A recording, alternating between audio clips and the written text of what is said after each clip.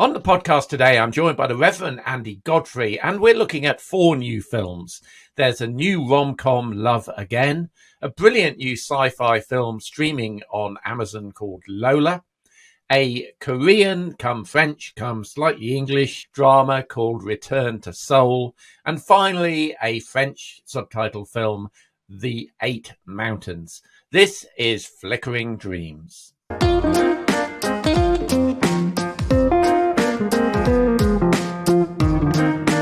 So first up today, we are looking at a new film called Love Again. And this is a rom-com starring the likeable pair of Priyanka Chopra Jonas and Sam Hugan. And it also stars international superstar Celine Dion, which my 2 daughters are extremely excited about because they're big Celine Dion fans. So in this film, Chopra Jonas, who of course is married to Nick Jonas, who is also in the film, loses her fiancé in a car crash and, unable to move on, starts texting messages to his old mobile number. Now, unknown to her, the number has now been reassigned to journalist Rob Burns, played by Huan, and Huan is doing an interview with Celine Dion and asks for advice. I'm not making any of this up. Here's a clip from the trailer. Rob, wanted to make sure you got one of these. I have a phone. You have a personal phone. This is a work phone. I miss you so much. There's an aching inside of me. Do you have a question for me? Yes, Miss Dion. Do you really believe in all these things you sing? You obviously know nothing about it. What? Love. It's fair to say I have yet to see this cinematic delight, but my dear friend, the Reverend Andy Godfrey, has, and I can hardly wait to hear his review of this film. Over to you, Andy. Well, thank you, Bob. Let's begin by correcting you on one thing.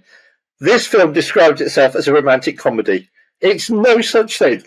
It's romantic, but comedy? I have never heard a poorer definition of the word. I didn't laugh once. The audience that I saw it with was about 20 people. 2 people chuckled twice. The trailer says this is a romantic comedy of the year. I do hope not, because it just isn't funny. Bob, this film is so sugary sweet that when I came out the cinema, I thought I was going to need to see a dentist. This is absolutely the pits of romantic, coincidental love stories. It is sugary, it is saccharine-fueled, it is silly, it is stupid, it is sigh-inducing, it's shockingly bad, it's senseless, it's screwed up, it's skittish, and it really left me with every other word beginning with S: sad, shaken, stirred, and sick. I mean, the coincidences in this film are beyond belief. And Celine Dion, who is actually a producer, big surprise, she gets this. She can sing. I mean, like you said, she's a great singer. But boy, can that girl not act. I mean, she just cannot act to save her life.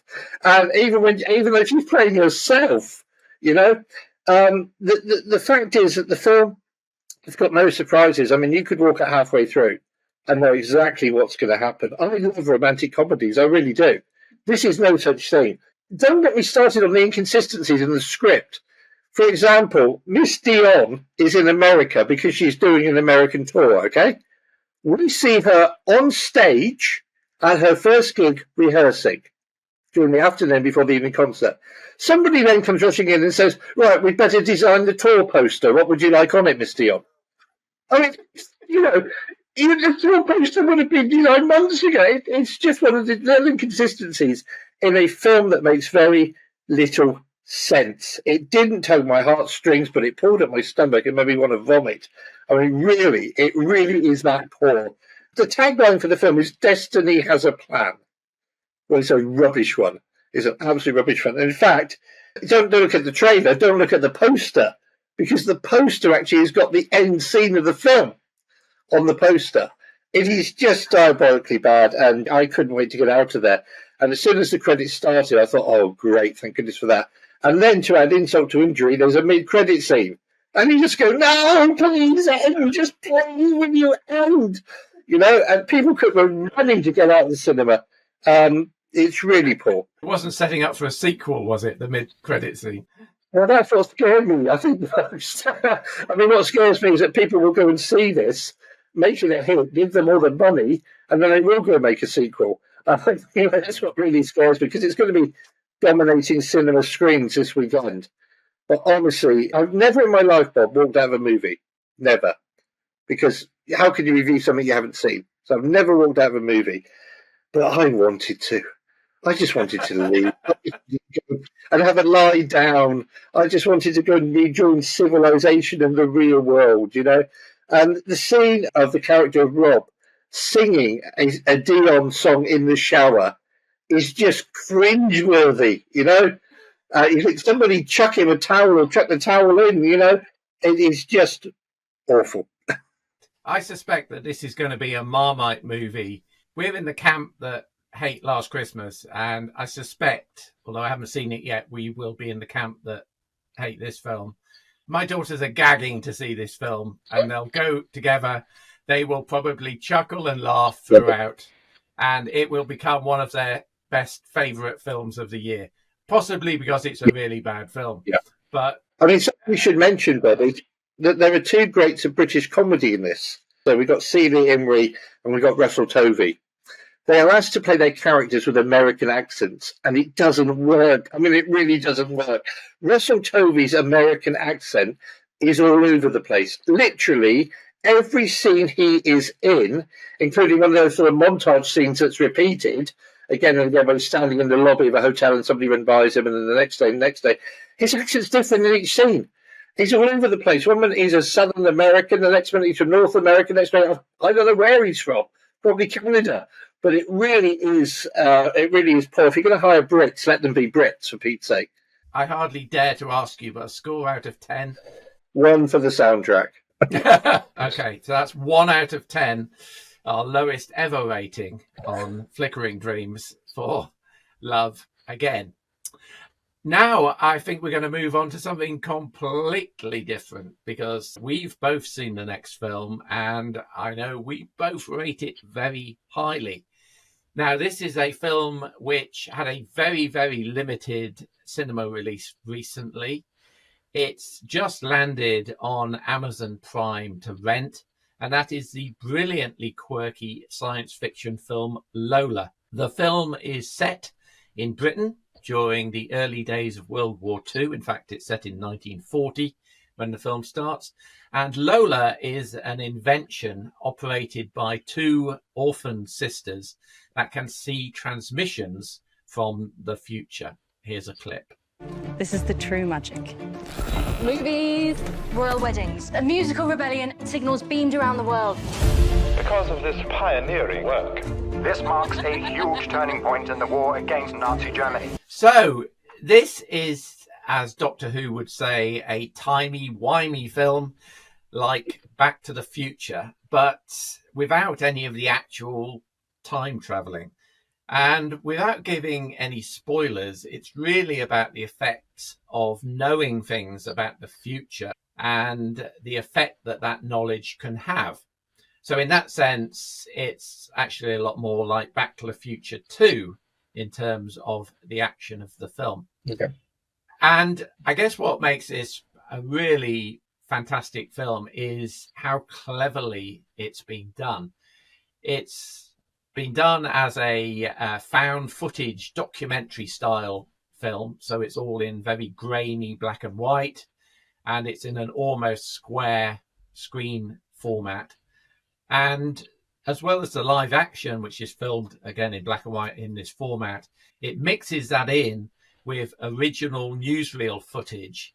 I say original newsreel footage, but the footage has actually been doctored by the special effects guys in order to add all the elements that are needed for the story. And it's done in a very clever way. It reminded me of all of those scenes in Forrest Gump where Tom Hanks has been digitally inserted into things with the president and with Elvis and all of that sort of stuff. Film stars, 2 pretty unknown actresses to me. They're pretty unknown, not that they're pretty and unknown, although they are pretty and they're unknown. Very pretty. But they are Emma Appleton and Stephanie Martini, and they play these 2 young scientists very, very well, I thought. They're 2 very different characters. So the one, Martha, is a kind of girl's girl and she's flirting with all the soldiers and so on. The other one, played by Stephanie Martini, is a real tomboy called Thomasina, shortened to Tom. And she's a much more interesting kind of nuanced sort of character, difficult to kind of judge exactly where her sexual preferences lie, shall we say. And so there are two really interesting characters dropped into the middle of this story. It's actually directed by an Irish director called Andrew Legg, that both Andy and myself were lucky enough to meet up with at a BFI event recently. And it's his first real feature film debut. He did do a feature documentary some years ago, but this is really his kind of feature film debut. And as I say, absolutely brilliant. And I think, Andy, you would agree with me in that. Yeah, absolutely, Bob. I mean, we've gone from the worst film of the year, Love Again, to the best film of the year so far, which is Lola. It's a very disturbing film. I'm not going to give away any plot spoilers. I've seen it twice now. As you say, the performances are terrific. The way in which real people are put into situations that they were never in, as you say, Forrest Gump style, is cleverly done. It's got a great soundtrack. There's some great songs on the soundtrack. Yes, indeed. I love the way in which the characters who are able to see into the future, one of them, as you said, the character of Martha, she falls in love with, David Bowie, for example. So she's in 1940, but she's watching Bowie in the 1970s and absolutely falls in love with his music. And in fact, the first clue that we get that something is wrong is when she can't find a transmission from the future featuring Bowie. It is cleverly structured. The ending is really good. Yeah, I've not been a big fan over the years of found footage movies. I never really got the fuss over Blair Witch. Cloverfield was okay, and some of the others have been okay. This is absolutely brilliant, and it actually warrants justification for being a found footage movie. That there's a real reason. Yes. The story would not work otherwise. It's clever, isn't it? One of the problems with these types of time-related films is actually finding the hook to get yourself out of the story. Yeah. Without either appearing ridiculous or blowing the viewers' minds with something that they can't get their minds around. And this actually was really clever, I thought, because it left enough questions around, but it didn't leave you with a thought that said, well, that's ridiculous, that would be a paradox, etc. We do need to give a shout out to Neil Hannon for the music and the songs that are in the film, because it really is a great accompaniment to what's happening. Indeed, there's a beautiful song in the middle sung by Martha called Remember Tomorrow, which has got some real classic kind of Divine Comedy lyrics to it that I thought was just perfect and just beautiful. It'd be great if a song like that was put forward for the BAFTA or the Oscar for, it isn't the BAFTA for Best Song, but Oscar for Best Song. Yeah. Also a wonderful retelling of the Yesterday style story where the two girls suddenly stand up at some 1940s concert and start belting out "You've Really Got Me" by the Kinks, which do you remember the TV series, Bob, Goodnight Sweetheart? Yes. By Nicholas Winters. It reminded me of that in a way, where it's probably a closer relation, isn't it, to Goodnight Sweetheart than it is to Yesterday. But that was lovely. I went back and watched that scene again with the Kinks song, and it's just so brilliantly done. And it kind of gets picked up as a World War II anthem because it's like nothing they've ever heard before. The other thing that's really good is that, as with the best films, it doesn't spoon feed you with what you're expected to know, as it were. You can do some of the kind of working out and filling in of the gaps. Yeah. So whereas Back to the Future stuffed the sports almanac in your face and says, look, you've got all the answers to all of the sports things for the next 50 years, go away and make a lot of money. Here, the girls are clearly in a relatively affluent situation. And at one point, there's a bloody racehorse stood in the hall. And one of the army guys comes in and says, oh, I recognised it, you. Didn't you win 19 races straight at Cheltenham? And it's just got some beautiful little quirky moments like that I thought were just cracking. Yeah. It's out on Blu-ray in July. I checked, and so I've actually pre-ordered my copy for the Blu-ray. Oh, okay. Well, I think there'll be extras on the Blu-ray, which will be worth seeing. I think they probably will, yes. This is the easiest 10 out of 10 for me to give for any film this year, and I hardly ever give out top marks for a film, but I thought this was just something special and something that Amazon should be marketing the hell out of to get people to watch it. At the moment, it's pretty well buried in the bottom of the films section, but they really should be making more of this film. And I think I would go as far to say it's already grabbed one of the high slots in my Films of the Year list, even though the year is not halfway through yet. Yeah, absolutely. My Film of the Year, and 10 out of 10 for me as well, Bob. It's available to rent, as I say, on Amazon. It costs you £9.99 to rent at the moment, which, although worth it, is still a little bit steep. But if in these difficult times you can't afford that, I'm sure the price will fall in a week or two when it becomes less of a new release. A mark of how good this film is that I watched it with the illustrious Mrs. Movie Man, who does not like science fiction films, but she was absolutely enthralled by this one, and she declared it to be a really good film. So that's Lola. If it wasn't obvious enough, dear readers/listeners, go out and find this film and watch it. Really, absolutely. Really. Let's make it a hit. Yeah. We are moving on to another film which I've seen and which Andy has not seen this time, and that is Return to Seoul. Now, in Return to Seoul, the lead character here is a girl called Frédérique Benoit, shortened to Freddie, and that's played in her film debut, amazingly, by Park Ji-min.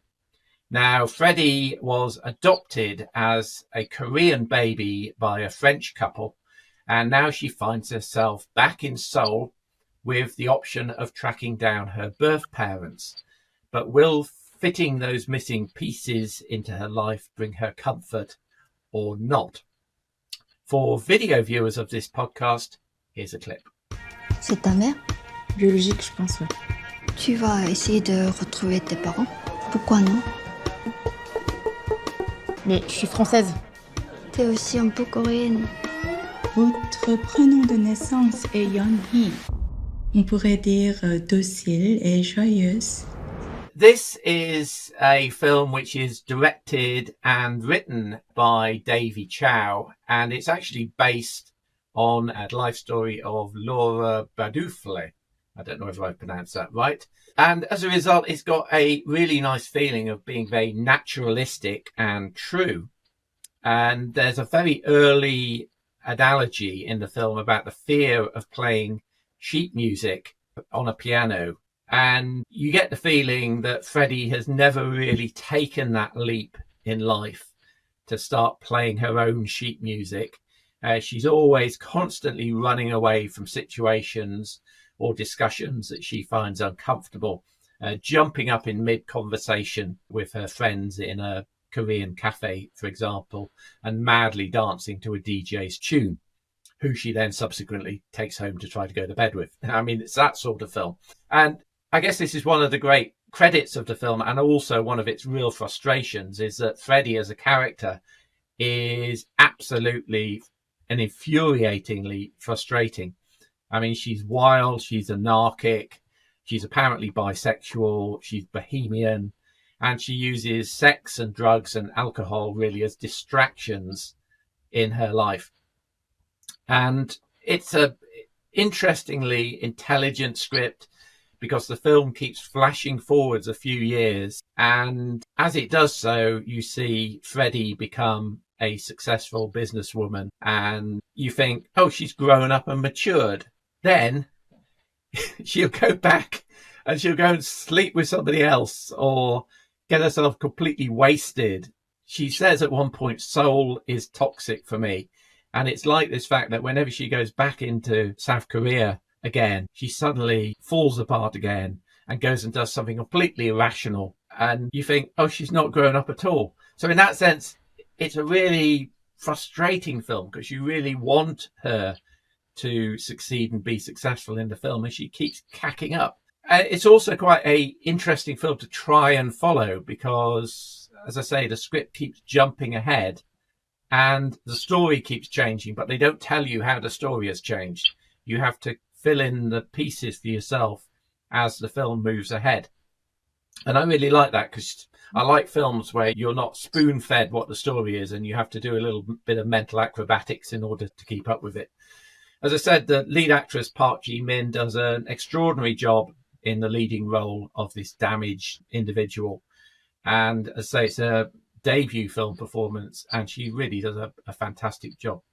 In terms of negatives for the film, there are a few moments where it came off the rails a little bit in terms of the direction. Andy, I know this week you went to see a film called God's Creatures that I saw a few weeks ago, and I had the same feeling about this film, that it was a little bit of an art house film, and there were moments, like in the finale of God's Creatures, where the director films for like 6 minutes flat somebody driving in a car. And there were occasional moments in this film where there were decisions like showing a wild dance that Freddie does in this nightclub that go on for like 2 or 3 minutes, where I frankly got bored and I thought, what is this trying to say that a 20-second clip of this wouldn't be trying to say? So there were bits like that which I questioned the direction and why some of that stuff was done. And there were also some elements of the jumps in the story where I couldn't follow exactly what had happened between these jumps. There's one point where Freddie is point blank refusing to stay the night at a particular house. And then in the next scene, she's staying there for 3 nights. There were a few little bits in that which needed a nip and a tuck here and there. And I'd say another negative is that Freddie is such a frustrating character. I find her so frustrating. As a result, I kind of summarize this film as being a really, really good film, but one that is difficult to really like. Yeah. In terms of, is it a good film? I would say, yes, it is a good film, and it might be an 8 or a 9 out of 10. In terms of, would I necessarily want to watch it again? No, because I found it frustrating. So in the end, I've given this one a 7 out of 10, because there needs to be some sort of balance there. And I never know how to rate films. It tends to be a gut judgment sometimes between, is it a really good film, or is it a film I want to see again and I liked? And I've never fully sorted out in my mind where my rating system should be. And sometimes, and this is an example, I kind of take a mean between those two different bits. Yeah. I'd certainly recommend you try and see it if you could, Andy, because I'm really looking forward to seeing it. Yeah. I mean, yeah. I know you've been a little bit negative about it there, but, you know, you've made me want to see it, which is great. I'll be interested in your views when you see it. Yeah, for sure. Okay, final film today, and again, I've been a little bit busy this week because young Rory George Mann entered the world on Tuesday morning. Congratulations! As my 6th grandson. Welcome to the world, Rory. And so our week has been a little bit disrupted, and my movie going has been a bit disrupted.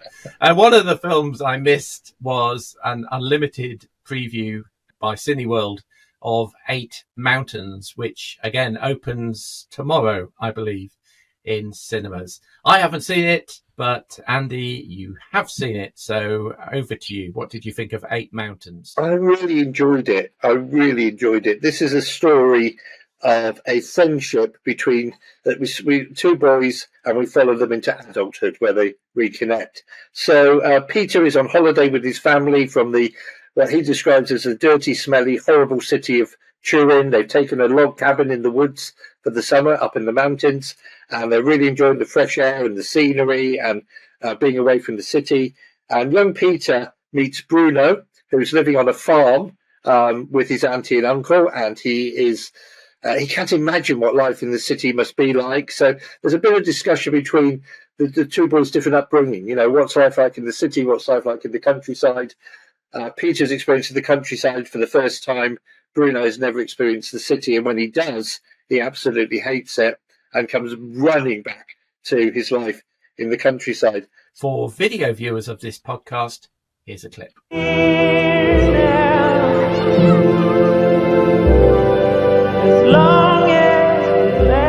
Guarda che c'è un mondo fuori da qui. Non preoccuparti per me. Questa montagna non mi ha mai fatto male. So, it's a story about friendship. We start with them as young boys and we follow them into adulthood.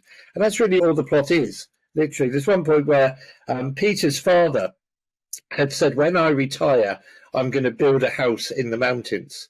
But sadly, he passes away. And so Peter and Bruno decide that they will build the house in the mountains in his name and in his honour. See it on the big screen because it is beautiful. The scenery, the photography, the cinematography is stunning.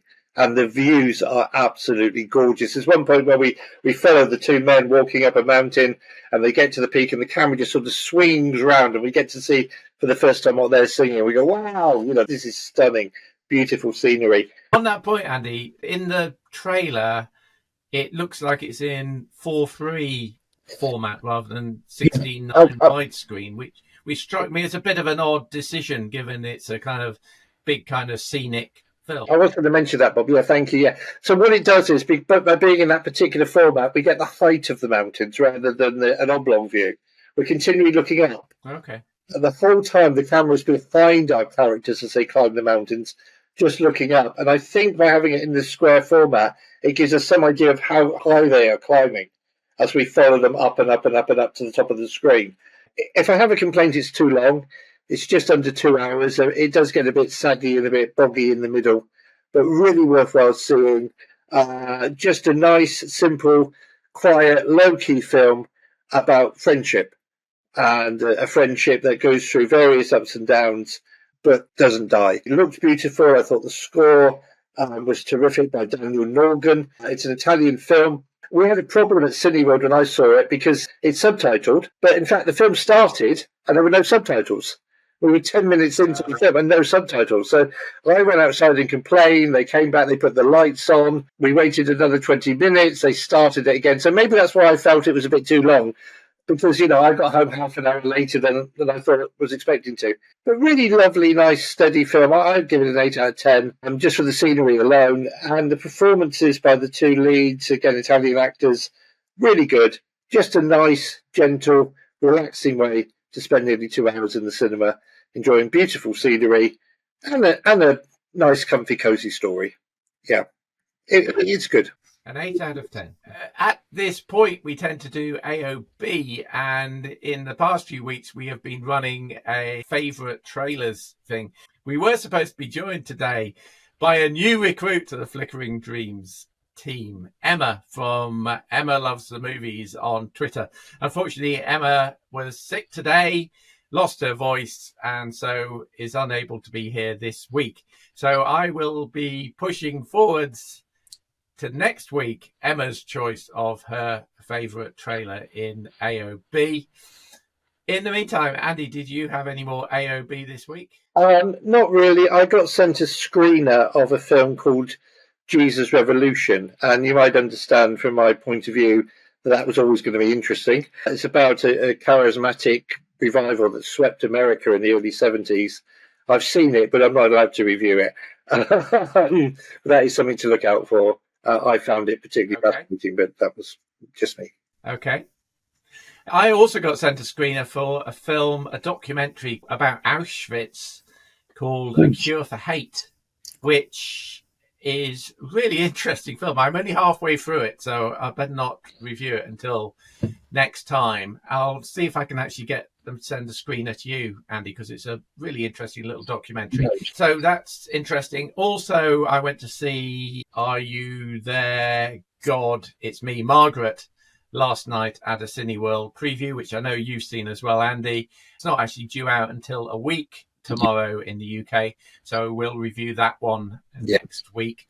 And a final bit of AOB, just to drag to everybody's attention out there, the Michael J. Fox documentary about his Parkinson's disease called Still comes out tomorrow, as in May the 12th, and this is released by Apple, and I think it's only in cinemas for a very short period. I've seen it, and it really is worthwhile seeing. It gives you a greater depth of understanding of what Parkinson's actually is and how it affected a young man who was so vibrant, full of life and full of energy. And the film also portrays, I think, something of the courage of Michael J. Fox in coming to terms with it and dealing with it. It really is a great documentary. It really, got any way to see it. I intend to, and we'll review that one again next week in full. Okay, so that is our Flickering Dreams. I think we're up to episode 14. So we will call it a day there, and we'll see you all again next time. Thanks very much. Thanks for listening to Flickering Dreams. Please subscribe to the podcast to get the latest edition delivered directly to your ears.